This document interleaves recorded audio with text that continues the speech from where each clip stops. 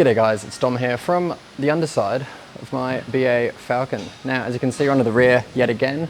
We've got our lovely sway bolt links still there, of course. If you want to go watch that video, you know where to go. One of the corners, can't remember which one. But today we're making our way further to a nice big dent. I actually don't know how I got that there either, but behind that dent is the diff. And if you've ever looked at the diff in these and gone, what the hell's going on? Don't worry, you're not the only one. So today we're just going to be replacing the diff fluid, and I'll show you how to get it done.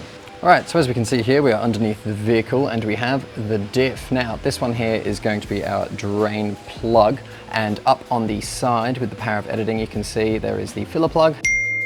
Now you can also see there's that little tag on the filler plug. We'll cover that in a sec. So on the Falcons, you either got an M78 or an M86 Diff. So the M78 uses a 775-inch ring gear with either a 323 or a 345 ratio. As you can see, we've got this wonderful sticker here. It tells me that it's a standard diff, so conventional, open, and it uses the 345 ratio. The M86, by comparison, uses an 8.6-inch ring gear and also has either a 323 or a 346, so you won't get the 345 in a standard M86 diff. So on the M86 diffs, which are the better ones, are the bigger ones, basically on that top filler plug, you got a warning telling you it's an LSD, use the LSD fluid. On the M78s, by comparison though, they just tell you whether it's a LSD or it's an open diff. All they will tell you is to use high performance fluid, which is fun. However, of course, having said this, if you have got a BA in 2025, you're gonna know if you've got the limited slip or not, or more, you're gonna wish you had the limited slip.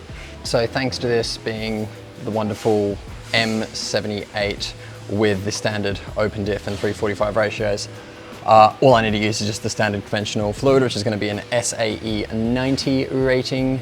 All right, so we've had a bit of a reshuffle. Hopefully you can still see what's going on. But essentially all you're going to be seeing is me making a mess. Undo the bottom nut.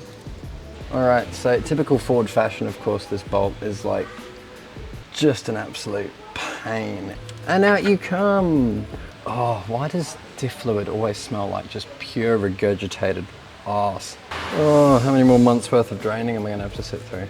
And then obviously we can begin the really nice, long, tedious process of putting this bolt back in. Ratcheting ring spanners, good investment. So you'll need a 32mm socket and a good deal of patience just to line this up. Really joyous, there we go. Yes, no, no. Oh, fuck.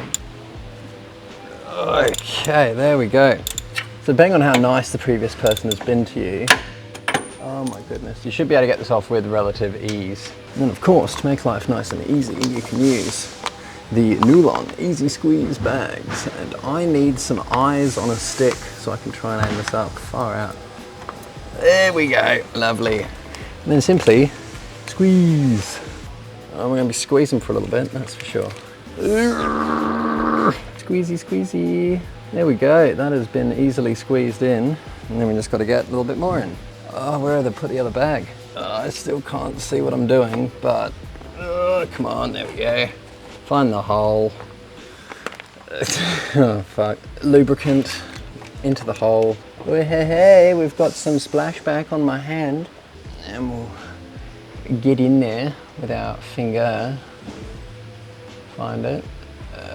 Fluid up to the level. Yep, it certainly is. All right, so yeah, pretty much just to check that that is full, it's just to the bottom of the filler plug. Specs, stock specs will be on the screen, but they're going to be something ridiculously low. It's like 30 Newton meters or something.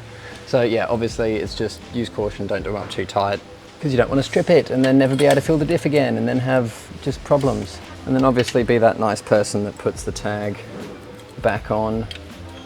Don't just leave people confused and wondering, although it's not that hard to test if you have a limited slip or not. And on that note, if you need any parts for your car or 4x4, jump on onlineautoparts.com.au, simply enter your vehicle details and get a match fit to guarantee that you're getting the right parts for your vehicle.